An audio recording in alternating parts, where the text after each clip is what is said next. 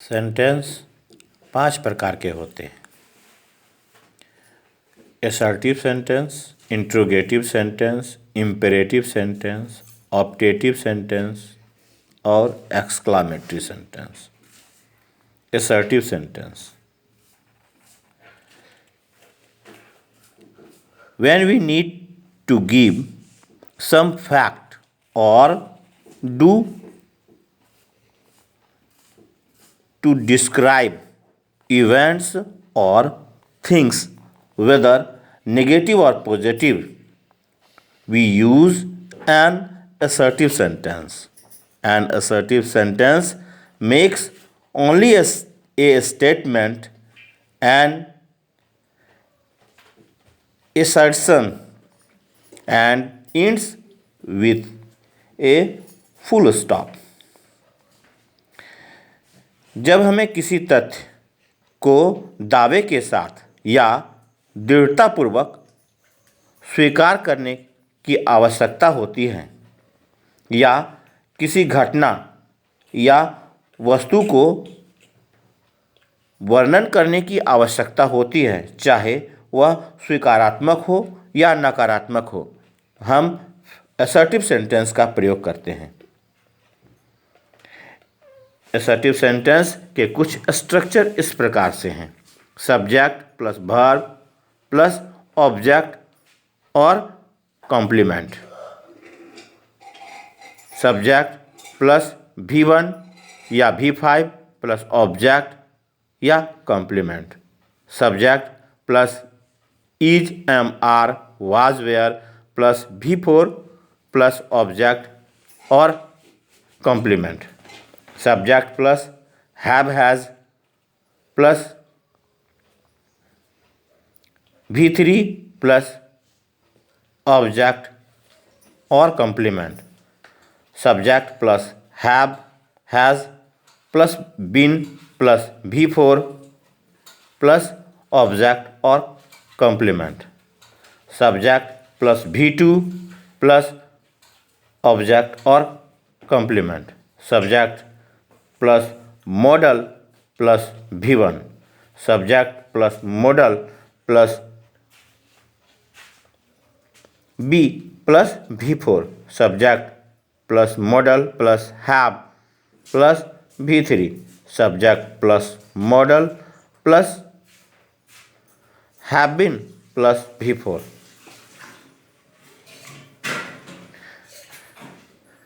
ये एग्जाम्पल इस प्रकार से हैं, क्रम से है वह टॉपिक के आधार पर। Subject plus verb plus object के रूप में अगर कहें तो Abhishek studies English, we are playing cricket, she may win the prize, Chandan may be coming now, I am sure you too will begin to speak English.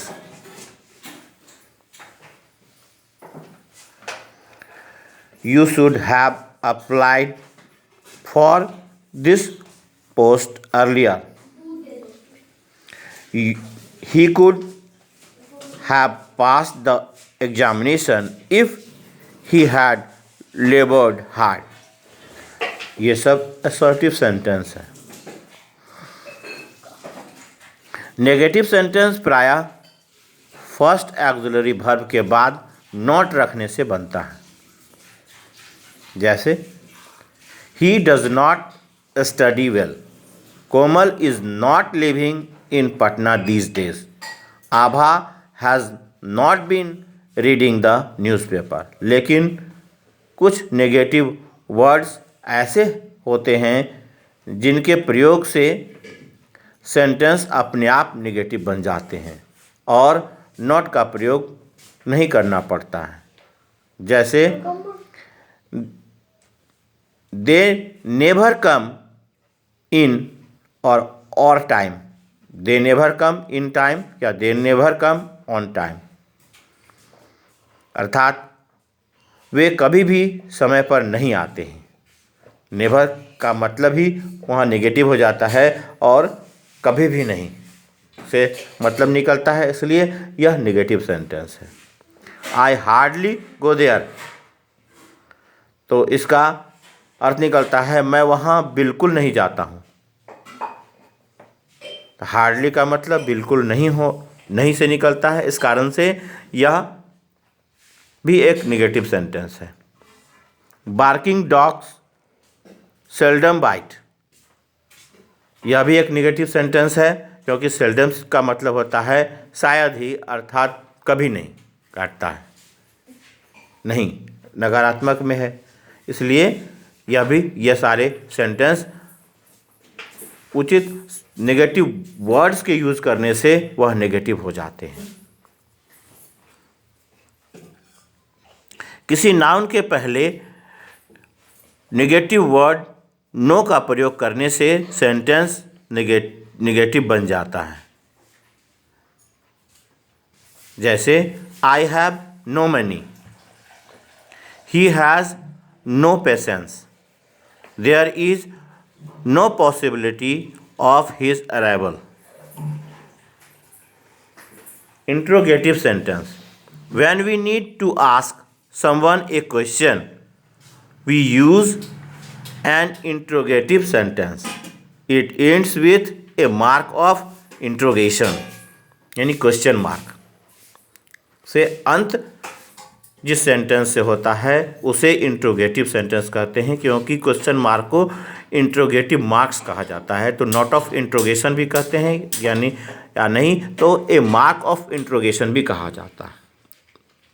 इसलिए कहा है कि जब हमें कभी भी क्वेश्चन करने की आवश्यकता होती है या रिक्वायरमेंट होता है तो हम लोग इंट्रोगेटिव सेंटेंस का यूज़ करते हैं। इंट्रोगेटिव सेंटेंस दो प्रकार के होते हैं, यस या नो वाले क्वेश्चन और WH वाले question. Yes no question form करने के लिए ऑक्सिलरी वर्ब को सब्जेक्ट के पहले रखना पड़ता है। इंग्लिश लैंग्वेज में 24 ऑक्सिलरी वर्ब हैं। ये हैं is, am, are, was, were, have, has, had, do, does, did, shall, will, should, would, can, could, may, might, must, ought to, used to, need और dare। ये सभी ऑक्सिलरी वर्ब हैं जिनका use subject के पहले किया जाता है और सेंटेंस इंट्रोगेटिव में बन जाते हैं।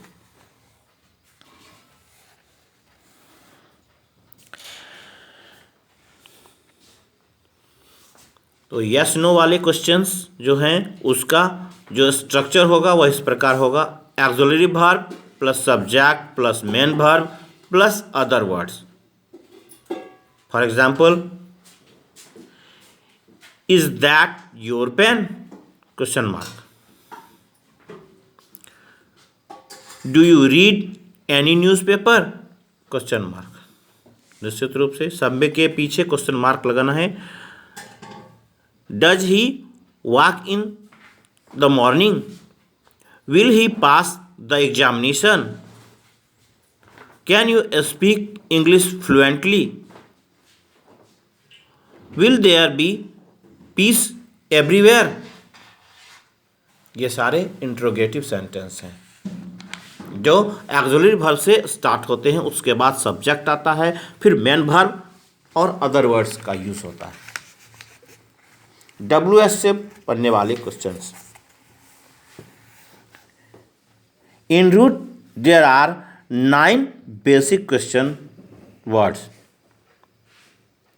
ये क्वेश्चन वर्ड्स इस प्रकार हैं, who, whom, whose, what, which, where, when, why, how. Who pronoun के रूप में यूज किया जाता है, यानी for person to find out subject और ऑब्जेक्ट, कौन या किसको के लिए हम लोग हु का यूज़ करते हैं। हुम प्रोनाउन के रूप में यूज़ होता है। For person to find out object, इसे भी किसको कह सकते हैं, हुम को। हुज कहें तो यह प्रोनाउन या एडजेक्टिव के रूप में यूज़ होता है। For possession to find out subject और ऑब्जेक्ट यानी किसका। व्हाट प्रोनाउन या एडजेक्टिव के रूप में इसका यूज़ होता है। For things to find out subject और ऑब्जेक्ट, क्या यानी कौन सा। विच प्रोनाउन या ऑब्जेक्ट के रूप में इसका यूज़ होता है। फॉर पर्सन और thing when choice is restricted to find out subject और ऑब्जेक्ट यानी कौन सा।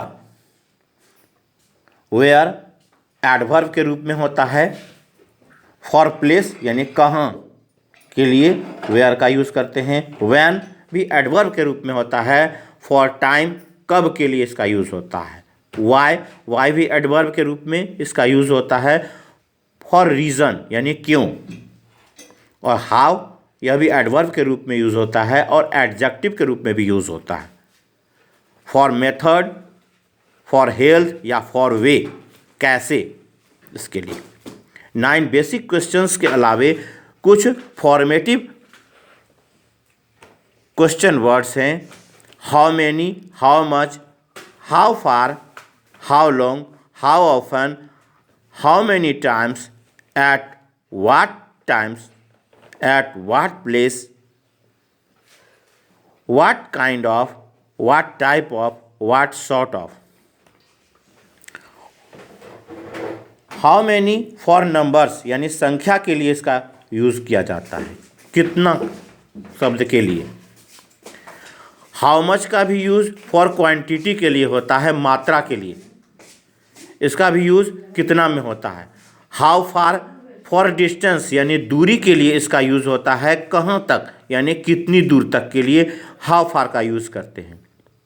हाउ लॉन्ग फॉर ड्यूरेशन कितनी अवधि के लिए हो यानी कब तक के लिए हाउ लॉन्ग का यूज़ करते हैं। हाउ ऑफन फॉर फ्रीक्वेंसी यानी आवृत्ति कितनी बार, तो हाउ ऑफन का यूज़ हम लोग करते हैं कितनी बार के लिए। How many times for frequency, इसका भी यूज़ आवृत्ति के लिए होता है, हाउ ऑफन के तरह ही कितनी बार के लिए इसका भी यूज़ करते हैं। हाउ मेनी टाइम्स का भी यूज़ हाउ ऑफन की जगह हम लोग कर सकते हैं। At what time for exact time, निश्चित समय के लिए एट व्हाट टाइम यानी किस समय। At what place for exact place यानी निश्चित जगह के लिए एट व्हाट प्लेस का यूज़ करते हैं, किस जगह शब्द के अर्थ में। What kind of, what type of और व्हाट सॉर्ट ऑफ का यूज़ फॉर वैरायटी यानी किस्म के लिए, किस किस्म का, किस तरह का, किस टाइप का शब्द के अर्थ में हम लोग यानी किस प्रकार का, किस तरह का, इस शब्द के लिए what kind of, what type of और व्हाट सॉर्ट ऑफ का यूज़ हम लोग करते हैं। निम्नलिखित पॉइंट्स को ध्यान में रखें। जब हमें सब्जेक्ट पता लगाने की आवश्यकता होती है तो हमें संबंधित क्वेश्चन वर्ड्स को पहले रखना चाहिए और इसका स्ट्रक्चर होगा question word plus verb plus other word. Whose book are these. Example के लिए, who invented the television, which candidate arrived first, whose horse won the race या which horse won the race, who is the prime minister of India, who discovered the laws of motion।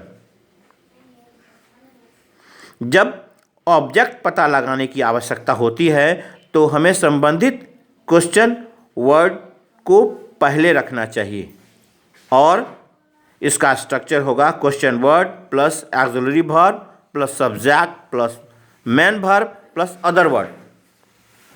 Example के लिए, what did they ईट, यहाँ पर जो भी example हैं वे सारे subject की जगह ऑब्जेक्ट का पता लगाने के लिए क्वेश्चन किया गया है। Whom do you like most? What paper do you read? Whose book did you borrow? Which hand do you use? Which of these dates would you prefer? Who are you looking for? या for whom are you looking? Who are you talking to? या to whom you are talking? Who did you go with? With whom did you go? Which address did you send it to? या to which address did you send it? What do you base your theory on? और on what do you base your theory? Formal English में हम preposition और concerned question का प्रयोग करते हैं, लेकिन ऑर्डिनरी इंग्लिश में हम सामान्यतः प्रीपोजिशन का प्रयोग सेंटेंस के अंत में करते हैं। इससे सेंटेंस के मीनिंग में कोई अंतर नहीं पड़ता है, केवल स्ट्रक्चर में थोड़ा अंतर हो जाता है। वेयर का प्रयोग प्लेस, पोजीशन, डायरेक्शन पता लगाने के लिए करते हैं। एग्जाम्पल के रूप में कहें, where do you live? Where are you going? Where is the capital of India? Where will you spend your vacation? When का प्रयोग टाइम पता लगाने के लिए किया जाता है। When do you get up? When do you have your breakfast? When does his birthday fall? When was doctor Rajendra Prasad born? Why का प्रयोग रीजन पता करने के लिए करते हैं। Why was he late?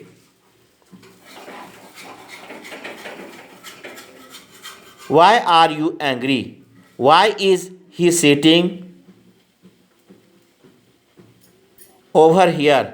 Why is the government job your first choice? How का प्रयोग मेथड, हेल्थ, वे पता करने के लिए करते हैं। How do you start the car? How are you? How did he come here? How का प्रयोग एडजेक्टिव के साथ इस प्रकार किया जाता है। How old are you? How strong is he? How important is this question? How का प्रयोग much और many के साथ इस प्रकार किया जाता है। How much do you want? यानी how much money do you want? How much do you need? यानी how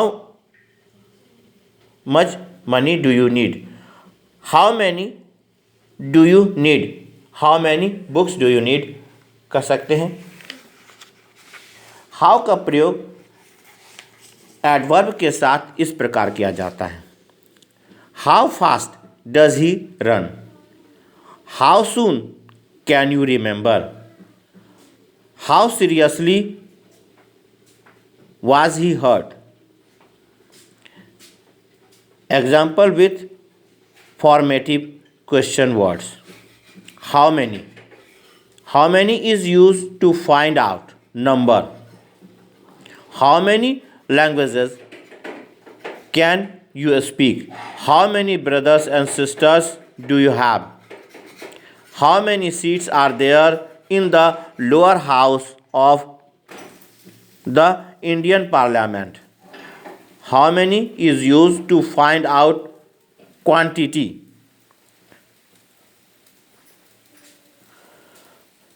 How much is used to find out quantity.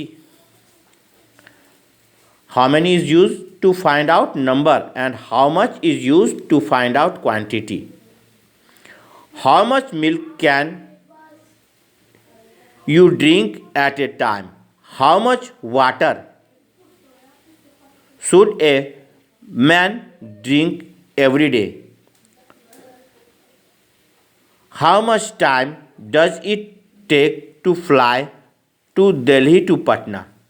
इसलिए हाउ मैनी का यूज़ कभी भी क्वांटिटी में नहीं करना चाहिए, और क्योंकि हाउ मैनी का यूज़ सिर्फ नंबर में होता है और हाउ मच का यूज़ क्वांटिटी के साथ में किया जाता है। जब हाउ मैनी हो तो ऐसी चीज़ें हों जिसे हम गिन सकते हैं, जिसकी गणना की जा सकती है, जिसे काउंट किया जा सकता है। जैसे पहले उदाहरण में था कि लैंग्वेज, ब्रदर्स, सिस्टर्स, सीड्स, यह सब को काउंट किया जा सकता है, तो नंबर्स के लिए हाउ मैनी का यूज़ किया जाता है, और जो कि लिक्विड चीज़ें हैं उनके लिए ज़्यादातर, या जिसे हम काउंट नहीं कर सकते, वह क्वांटिटी में आता है, तो उसके लिए हाउ मच का यूज़ होता है। How far is use to find out distance, यानी एक्सटेंड, यानी कितना दूर या कहाँ तक, किस हद तक। How far is Washington from Delhi? How far is your residence from here? How far is your statement correct? किस हद तक, कहाँ तक, कितना दूर, इस प्रकार के शब्दों के लिए हाउ फार का यूज़ होता है। How long is use to find out duration, यानी कब तक के लिए। How long have you been living in Patna? How long are you going to stay here? How long will you take to complete this work? तो इन सारे sentence में how long का यूज कब तक के लिए है। हाउ ऑफन या how many times is use to find out frequency, यानी कितनी बार, आवृत्ति के लिए बार बार। हाउ ऑफन या हाउ मैनी टाइम्स का यूज़ कर सकते हैं। How often do you take tea in winter, यानी कितनी बार आप विंटर में चाय लेते हो। How often have you been to America, इसमें भी कितनी बार है। How many times do you eat every day, आप कितनी बार प्रतिदिन खाते हो। How many times have you visit the Taj, यहाँ भी हाउ मैनी टाइम्स का मतलब कितनी बार ताज यानी ताजमहल गए हो। What kind of, what type of, what sort of is use to find out variety, यानी किस्म, किस प्रकार का, किस तरह का, किस किस्म का, इसके लिए what kind of, what type of, what sort of का यूज़ होता है। What kind of movie do you mostly watch? What type of person do you like most? What sort of business does your father run? इस प्रकार से हम लोग interrogative sentence का use करते हैं, और इन नियमों को ध्यान से सुने और समझने का प्रयास करें।